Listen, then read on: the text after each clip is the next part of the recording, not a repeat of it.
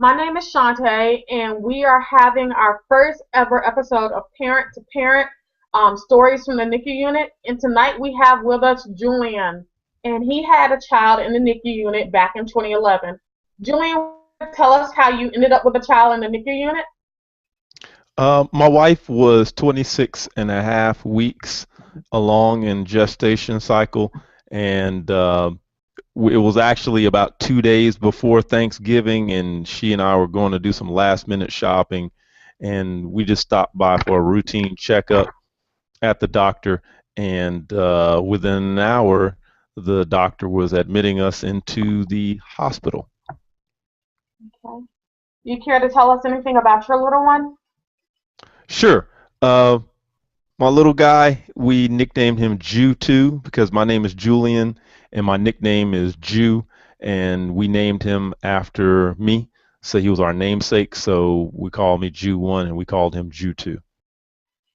How did his stay go while he was in the NICU unit? Can you tell us anything about that? It was kind of rough. Um, it was really touch and go a lot. There were a lot of things. I mean, neither one of us had ever been to a NICU before.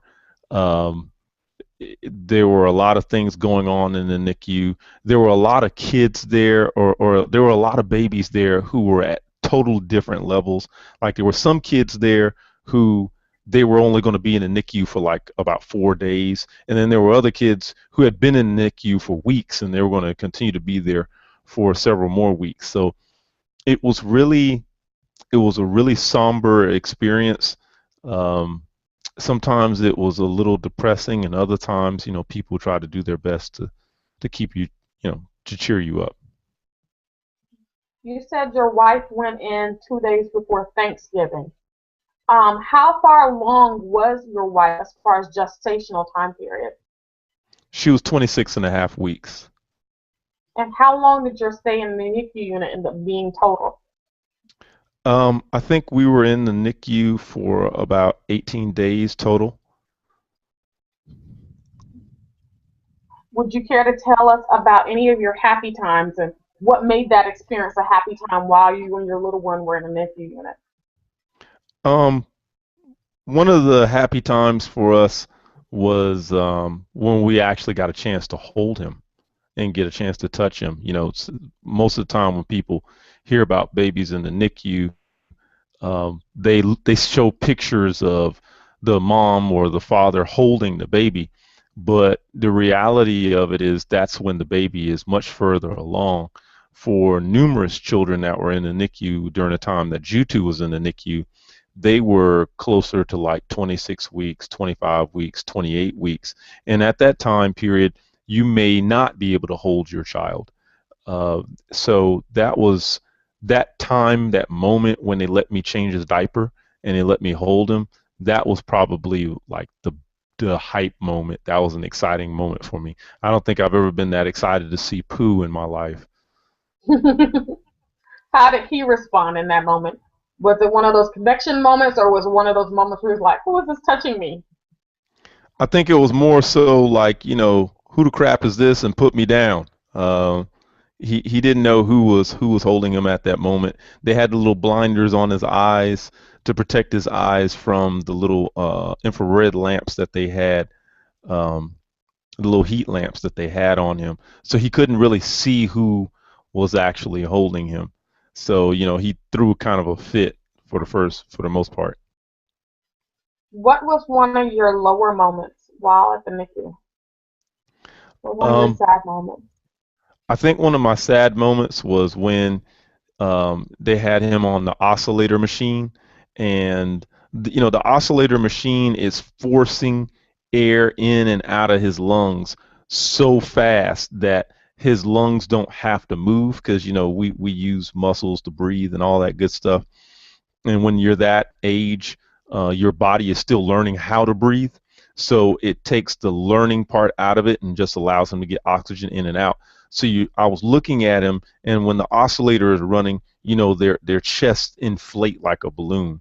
So it was really difficult to see him with that oscillator running, and they would try to get him off the oscillator, and he'd start breathing normal, and then all of a sudden things would start going downhill, and they'd have to put him back on the oscillator again. So that was really rough. During that rough time, did you have anyone you could lean on? Any support staff, a small group, or family? Who was there during that time for you? What was funny was my parents and my in-laws were there a lot. My parents and my in-laws called me every day. They called me every morning. They called me for lunch, and they called me late at night to check on me and to check on my wife and to check on the baby. So that meant a lot. Where we live, we don't have any family here, and most of our friends actually live, away. They don't live in this city, so that meant a lot. Any kind of songs or sings that you care to share with our audience as far as that helped you get through that moment or something that was repetitious in that moment? I would probably say we read a lot of Dr. Seuss to him, and just reading the Dr. Seuss books, that was really a big deal. Being able to read to him made me feel like I was contributing something to him. And any tips that you have for the parents? Any tips that you can share parent to parent or anything extra that you would like to share about your experience? Definitely for the parents who are going to both be there at the NICU, um, you know, hands down, don't become one another's enemy, be one another's friends.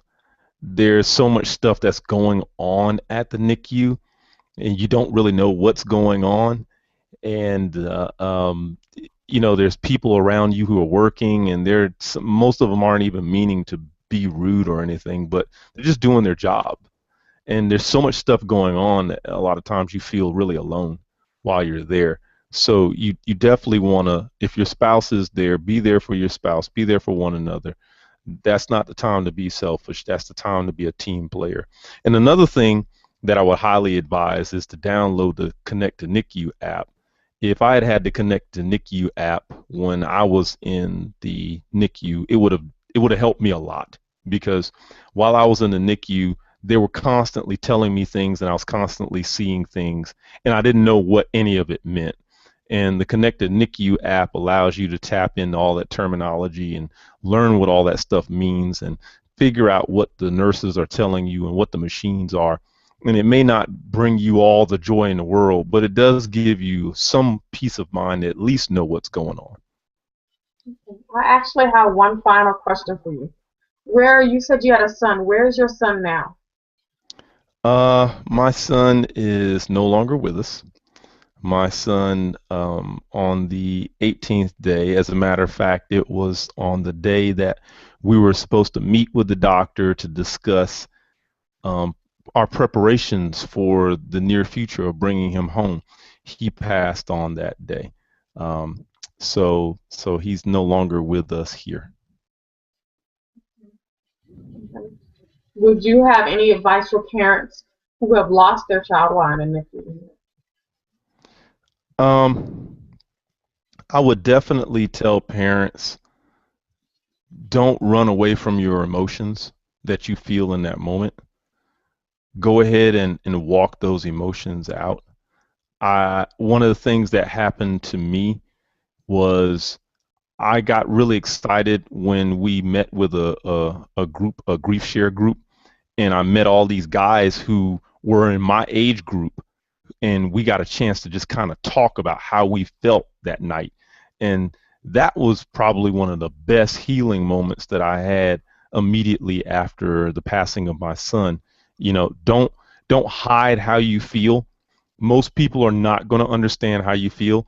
Probably the dumbest yet funniest thing that anyone ever told me was that they had lost their dog and how close their dog was to them, and that their dog was like their child, and so they knew how I felt. And I just stood there kind of in shock. I mean, people are going to tell you things that are going to be absolutely nuts. Um, but don't hide your emotions.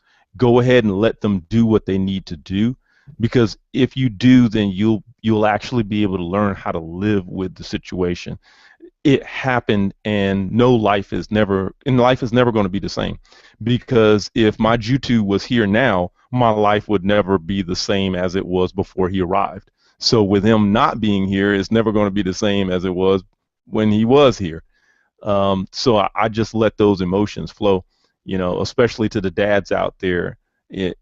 We're taught to be the big tough guy, but I've watched people literally crumble, guys much more manlier than me, and they're just a wreck because they didn't just, let those emotions do what they got to do. Julian, thank you so much for sharing with us tonight. Thanks. That is the close of our first parent-to-parent stories from the NICU. And have a great night. All right. Bye-bye. Bye bye.